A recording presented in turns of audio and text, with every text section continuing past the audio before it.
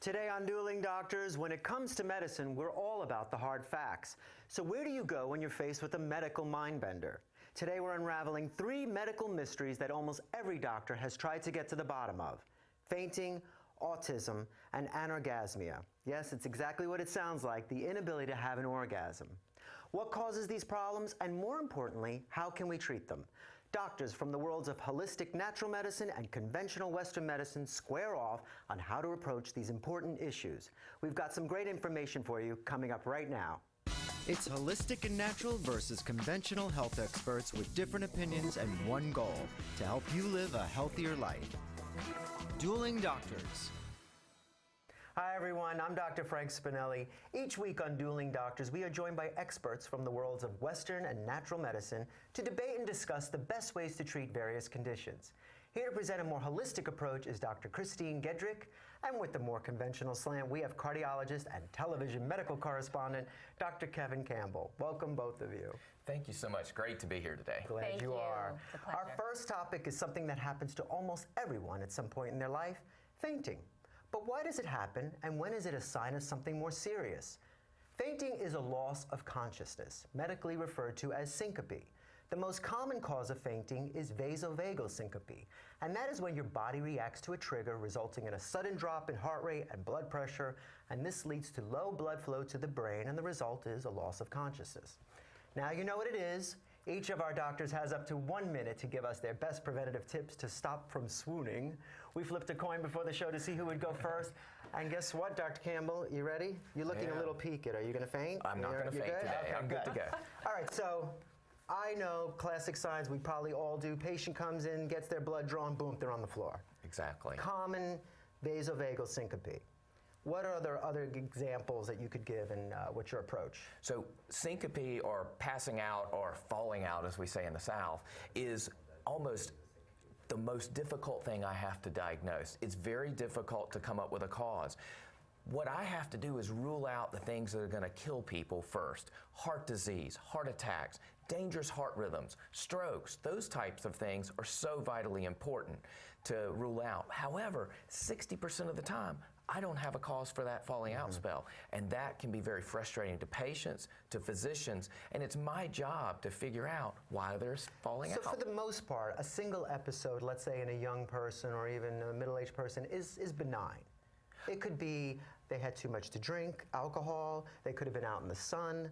You know, sunstroke can do that to you. So for the most part, I think a single episode, we would say probably not much to do. The elderly commonly fall when they're getting up in the middle of the night to go to the bathroom. Could be a urinary tract infection, low blood sugar. So you're ruling out a lot of medical issues. But as a cardiologist, you're worried about irregular heart rhythm. So what's your workup if that's the case? So the first thing I want to do is make sure that there's no structural heart disease, that the heart is normal, the valves, the pumping chamber, everything works. And how do you do that? You do? So I use an echocardiogram, which is an ultrasound. It's a painless, non-invasive test. And that's when they put that camera on you with all that jelly. They and put the jelly on your chest and okay. take pictures. And you're seeing what? The structure So of the I can heart. see the way the heart is formed, make sure the pumping chamber works normally and pumps normally. I can make sure that the valves are working normally, because when those things go awry, we can sometimes have dangerous heart rhythms that can cause death. And so you're also ruling out causes of myocardial infarction with enzymes and checking thyroid? And we do check all the blood levels, like thyroid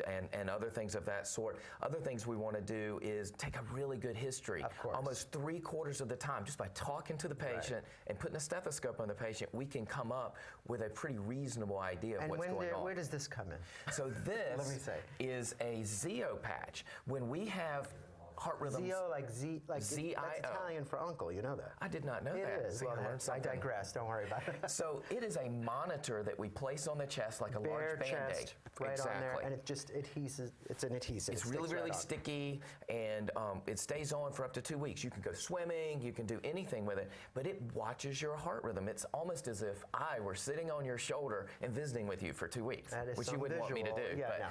No. Okay, so you're doing that. Is there any medications you can give to combat There are. fainting? In certain cases, we'll use beta blockers, which is a blood pressure medicine that tends to help regulate the way in which the body regulates posture so that we don't fall out, as we say in the South. Other times, when people have chronically low blood pressures, we use stimulants. One's called proamidine or midodrine, and that can also help raise the blood pressure and prevent falling out. However, it has a side effect of making you feels like your hair is standing on end. So a lot of people do not like proamidine. So, Dr. Gedrick, you heard the work up there. You heard some medication. What is your approach, and how does it differ? Okay, so standard approach, absolutely. You have to rule out the things that are really going to put this person at risk. But just as you said, 60% never know the cause, right? That's where the integrative approach can come in. We have wonderful ways of addressing low blood pressure, which is one of the primary causes of fainting. There is an entity that we call adrenal fatigue. The adrenals, small glands, sit on top of the kidneys, responsible for regulation of the stress hormones, fight or flight. Most of us are comfortable with adrenaline. Cortisol. Yep, exactly. Low blood pressure, classic sign of adrenal fatigue. It can be diagnosed at the bedside. You can do the stand test, take the blood pressure laying down, standing up. These patients. And when you do that, you're taking the blood pressure lying down. Then you have it done standing up, and if you see a difference, that's Correct. a drop in blood pressure. A significant drop, and the heart rate will go up. These patients will tell you, I feel faint or lightheaded when I stand. Classic history. But there is a lot we can do for that. There are herbs that we can take.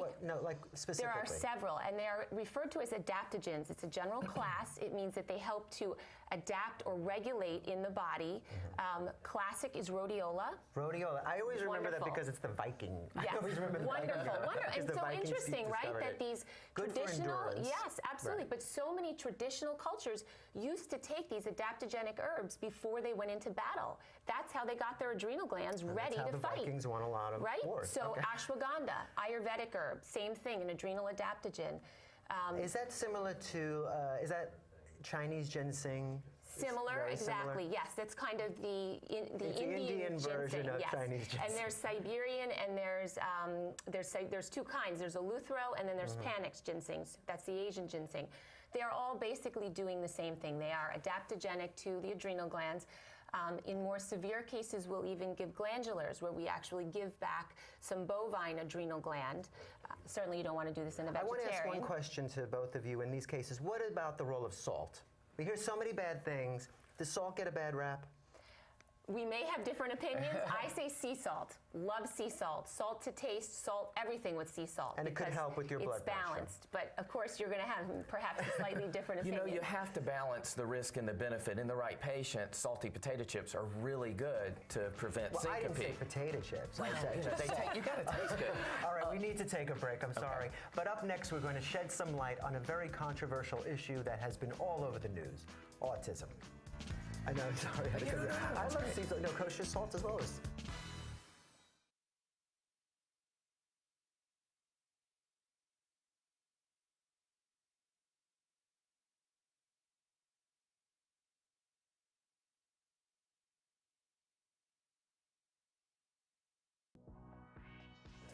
Welcome back to Dueling Doctors, the show where health experts from different medical approaches debate the best ways to treat ailments and illnesses that affect us all. Today we're examining modern-day medical mysteries. We're joined by Western-trained physician Dr. Kevin Campbell, and with a more holistic approach is Dr. Christine Gedrick. We're moving on to our next topic, autism, a heartbreaking disorder that appears in early childhood. Symptoms vary in severity, but involve the child's ability to communicate and interact with others. The exact cause is unknown, but there seems to be a genetic link. Autism is the fastest growing developmental disability, affecting 1 in every 88 births. Each of our doctors has up to 1 minute to present a treatment plan, and then the other will discuss the pros and cons of each. Dr. Campbell, you went first last time, so we're going to begin with you, Dr. Gedrick. This seems such a heartbreaking thing. 1 in 88 births, autistic, and I think it's very hard to diagnose as well. Very hard, and it's tragic. The statistics are staggering and absolutely growing. I think the reason why we have not yet found a cause is there is no one cause. This is a group of disorders, basically, and children are affected all for their own individual reasons. Every child that I see in my practice with autism has their own story to tell, but the unifying the common denominator with these children is they're toxic. That's what's going on with them, and they're inheriting genes that govern their ability to detoxify. So when you say toxic, I'm sorry, because I'm interested in that. What is the toxin? Or do we know? That depends, and that's really where the investigation comes in. These could be toxins acquired during the gestational period. It could be things that mom was exposed to. She could work, for instance, in a salon and be exposed to lots of chemicals through her so profession. Actually environmental factors while the mother was pregnant or beforehand. Absolutely. Then there are early infancy toxins, and let's use the example of bedding, okay? Lots of bedding has fire retardant. Fire retardant is laced with antimony. Antimony requires a special pathway of detoxification, the methylation cycle. You know that as a cardiologist. 10% of the population is significantly impaired in methylation. So you could be born a healthy child, and then through bedding, you could become autistic. Yes, and this explains why one in a family may be autistic, because they inherit the inability to detoxify antimony, and their siblings aren't as impaired. So there is a genetic component that's not just environmental after birth. I mean, there's something beforehand that happens during pregnancy. I don't believe they're, in fact, perhaps there's a small subset that are truly born autistic. Many of them acquire, if you listen very carefully to the history, it's kind of a multi-hit hypothesis. I have a wonderful case in the practice right now of a little boy who is actually doing very well. The mother was infected with Lyme disease during her 3rd trimester. We tested this child, he was infected, and he had had all of these other things happen to him. So it was unraveling this whole history. Mom had been bitten during the 3rd trimester, had a huge rash on her leg that they thought was nothing more than just a reaction to something. So was it Lyme or was it autism? The child was autistic, had a formal diagnosis of autism, but now being treated for the Lyme and being detoxified, he's speaking again. So what are some of the treatments that you offer? I mean, to use that word Sure. obviously. Very comprehensive. We have a nutritionist on staff. These children need dietary support. Many of them don't eat properly. They're very picky eaters. They restrict to carbs and milk products. You'll see that. So you want to actually restrict that? Absolutely. Most physicians that treat autism, recommend gluten-free diets. Absolutely. Has to be gluten-free, and I take it further. I try to reduce starch as much as possible. It's very inflammatory for these children. We go more towards the paleo diets if we can. So that's absolute. We're trying to restore health globally, and the detoxification piece of it, there are, sort of special naturopathic, homeopathic interventions that I do to try to move toxins through the system faster. I find that interesting that it's gluten, but also dairy as well. I've heard a lot about restricting both. What is your take on it? So I'll tell you, autism, I think, has genetic predisposition. I agree with you there. In terms of the... And also age of the mom and the dad. It's been shown that older age has been linked with children that are autistic. So I think that's another component that might be there as well. No, I think there is something to that. I agree with you that it's a multi-hit hypothesis. Where we may differ is I think that these exposures are real, but I would say that these cause further mutations and cause damage in the way the synapses are linked or the connections between the brain cells are linked in these children. So I would sort of agree with the multi-hit hypothesis, but I don't know it's toxin as much as the effect of the toxin. So my therapy would be more centered around figuring out where the child needs the most help. If you have a child that's non-communicative or doesn't get along well in social situations or is aggressive, I think it's a comprehensive package of psychotherapy, working with the parents to cater therapy to that child's needs. I do think that medication does play a role. Specifically? So I would use an antidepressant called an SSRI. An example would be like... Those are serotonin reuptake inhibitors. Exactly. Because there's a link with depression and serotonin behavior. So it's almost like buying a house and the paint's awful and you want to whitewash before you start decorating. And so what you want to do is use these medicines like the serotonin reuptake inhibitor or like risperidone, which is an antipsychotic, to help the child be less aggressive and be less hyperactive and be able to be receptive to the therapies. All right, Dr. Gedrick, what's your take on medication? I mean, it seems like these are adult-type medicines to give to children, risperidone, SSRIs. I don't know. I mean, I have a friend who has an autistic child. She went exclusively with the dietary route. It did help with a lot of the outbursts and tic behavior, but I don't know at what point do you introduce or you go back to medication. Well, I'm in no way opposed to them. I mean, I think absolutely you really have to put the socialization and you really have to put the family at the top of the list. These children cause so much stress to the family.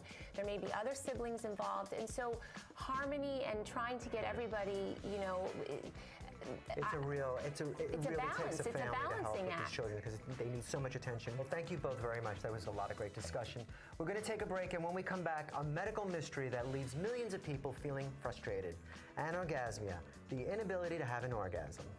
Okay, I'm glad we got to cover the vaccine and everything. Really.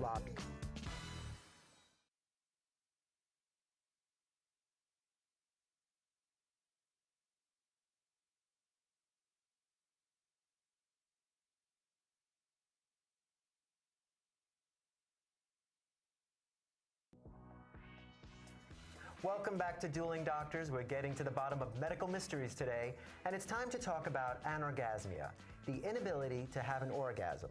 Anorgasmia is the term for regular difficulty in reaching an orgasm even with adequate sexual stimulation. It's currently estimated that 20 to 40% of women have anorgasmia. Dr. Campbell, did you know that? That seems astounding. It is astounding, and one of the things to remember is it affects both men and women, but 3-to-1 ratio women versus men. The first thing I think about with anorgasmia, is this a physical or biologic problem, or is this a psychiatric problem? Sure. The difference is there a problem with the sex organs? Is there a problem with the signals in the brain that produce sex hormones, that sort of thing? Or is this a person who's experienced a trauma in their life? Were they raped? Were they sexually abused? Do they have depression? And that's often hard to sort out because you may be depressed because you're anorgasmic, or you may be anorgasmic because you're depressed. So if it's medical, what do you focus on basically? Because it could be women that have diabetes, neurological problems, MS. So we want to make sure they don't have a disease we can treat, such as a diabetic neuropathy or deterioration of the nerves. We want to make sure that they haven't had a spinal cord injury that we're not aware of. We want to make sure that the brain is working properly, make sure that they don't have multiple sclerosis. So it involves some imaging studies. It involves some blood tests to make sure that the pituitary gland and the hypothalamus in the brain are sending the right signals out. So what treatments would you offer in those cases? So in a physical sense, so if the problem is physical, we would treat the underlying disorder. If it's multiple sclerosis, we treat the multiple sclerosis. If it's a neuropathy, we may put them on drugs to help with neuropathy. Or tighter control of the sugars and diabetes. Exactly. I will use Viagra or Cialis or something of that sort in men and women, as it has been shown to help sometimes. Oh, interesting. But there is a psychological, psychiatric component, even if it's a physical, because we have to treat that as well. But you have to rule out which one it is. I'm interested because medications, we really don't ask patients, I think, or I don't have to remember, over-the-counter medications. Antihistamines can cause anorgasmia, something that you would buy over the counter and you probably might not even tell your doctor. So what is your approach when a patient comes in and tells you, I'm one of the 20 to 40%? Sure. Well, same decision-making process. Certainly we have to relegate it to the physiological realm or the psychological realm. And for the physiological, we're looking for alternatives to some of the prescribed medications today. For instance, the SSRIs that were mentioned earlier. That the antidepressants. Which can give a lot of people sexual anorgasmia is a major side effect. So there are alternatives in the integrative realm. St. John's wort, very well-known herb, shown in clinical trials to be equally effective for mild to moderate depression, and makes sense to be able to try some patients on that instead of their drugs. But once again, you must tell your doctor if you're on St. John's wort, because there's so many contraindications with other drugs. Absolutely, absolutely. So this needs to be done under the supervision of a doctor. St. John's wort, you should talk to your doctor about all the medication that you take. Absolutely. Let's move to the psychiatric or the psychiatric realm a little bit, because there's something really amazing that we offer through the practice. Let's hear it. Yes. We're all here. So sexual abuse is a huge cause of anorgasmia. What do we do as doctors? We're not really equipped to deal with that. myofascial release is a form of body work. It's similar to massage. So myofascial, explain that to me. Myofascial, so the fascia. I tell patients it's the webbing. When you eat a chicken, it's the white stuff around the muscles, right? I always say muscle is wrapped up in saran wrap, and that's what keeps absolutely. it in. So the fascia is like the saran wrap that keeps your muscles It's the intact. netting of the body, Okay, right? so this procedure works on the fascia? Yes, it's it's sort of very like similar to a massage? massage. Okay. It's very gentle therapy, but it releases the fascia from a past traumatic event. We all have the ability to fight or flight. Sure. We all know that, right? Or freeze. And if we get into a traumatic event, we freeze, and these traumatic events get frozen in the fascia. And if you release that, you allow the body and the person to move through that event. And possibly Yes, experience so orgasm. body workers can actually do this for patients. Now that's interesting because, you know, when you go to the gym, I'll use a foam roller Yep. with knuckles on There it you go. for So myofascial basically, release right. to, Yep. after you've built up all the side effects of hard exercise. So this is something we can offer to our women that have the psychological causes Any of anorgasmia. supplements you would offer as well? Well, interesting one, maca. Incredible Maca root? maca root, South American root vegetable, Yeah. enhances libido tremendously. Works really well, Yep, actually. great. All right, we need to go, and I want to thank you both so much for all that information and for joining me today with your invaluable insights. We'll be right back. That was great. I was glad we got to the maca root because I wanted to talk about that. What is that, was interesting. Peruvian My as poor well? husband. We had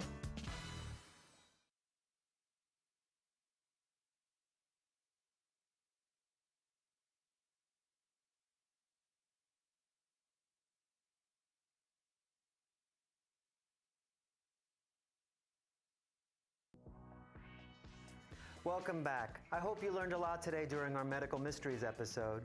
Whether you suffer from fainting or know someone with autism, do not fear. There are options. And here's some more advice about our last topic, anorgasmia. If you are unable to achieve an orgasm, discuss this problem with your healthcare provider to rule out any functional or hormonal causes. You may want to consider counseling if you feel this problem is the direct result of an underlying intimacy issue. One way to be sure it's not just you is to see if you can bring yourself to orgasm by masturbating. Try introducing a sex toy. Don't worry, no one will judge you. Just say it's doctor's orders. I'm Dr. Frank Spinelli. Hope to see you again soon on Dueling Doctors for more healthy discussion as you explore the best path for your own personal prescriptions. And remember, talk to your healthcare provider first before making any medical decisions. See you next time.